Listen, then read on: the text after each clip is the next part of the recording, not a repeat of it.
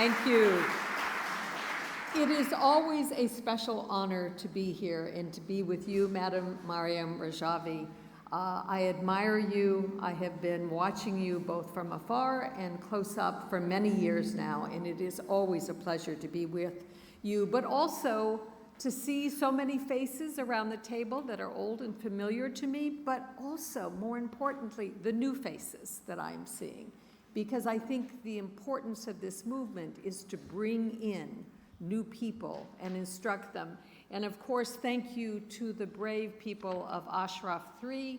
I've been with you there in Ashraf, and I wish you well again. As I listened to Madam Rajavi speak today, it was interesting because I was thinking how long I have known of this movement, really since almost from the beginning. And then to hear you talk about 30 years ago and how long it's been. And I think when you have a resistance movement and it lasts not months or years, but decades, it's very possible to get discouraged, to say, when will this ever end? When will we achieve our goals? And so it's interesting to me to look back on the last year, because last year, when we were gathered together, we had in Syria a regime, a friend of the mullahs, Bashar al-Assad, who had killed more than 600,000 of his own people, who had displaced millions around the world, who was helping support the mullahs, and the mullahs in return helping support international terrorism. And I thought to myself, you know, thinking about that,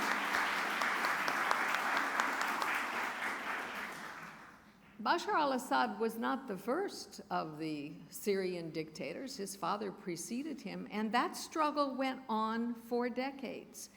And so I look to the struggle that you were involved in, and I see hope.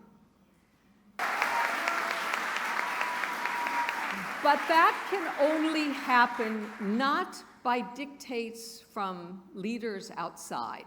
It is going to come from the people of Iran rising up and choosing their own leader.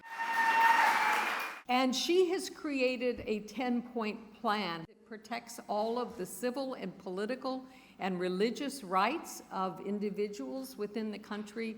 And she wants to take that to the Iranian people. We're here to celebrate Women's History Month and the role of women in national politics.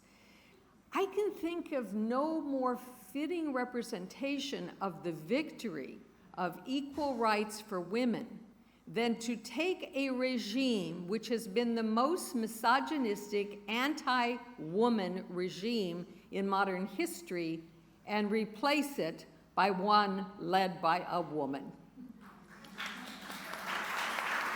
It is interesting because, you know, in the outside world, we hear lots of interest in what's going to happen in Iran. And some people are, you know, thinking, well, maybe we need to go back to a Shah. We need to go back to a king. And it's been interesting because Mr. Pahlavi has in fact been going around the world, around the country in the United States and elsewhere, and trying to draw crowds together. And I found it amusing that recently in Switzerland, I think he was able to pull together 200 people. Have we ever seen such a puny crowd to supposedly put a king again in place?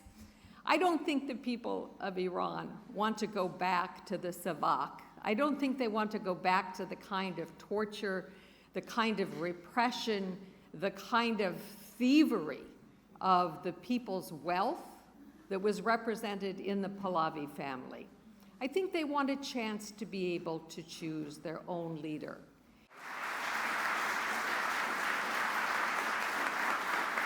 Next year, if we have this gathering, I hope that we will say that it was not just Assad who fled his country with his tail between his legs, but Khamenei and the mullahs who flee Tehran.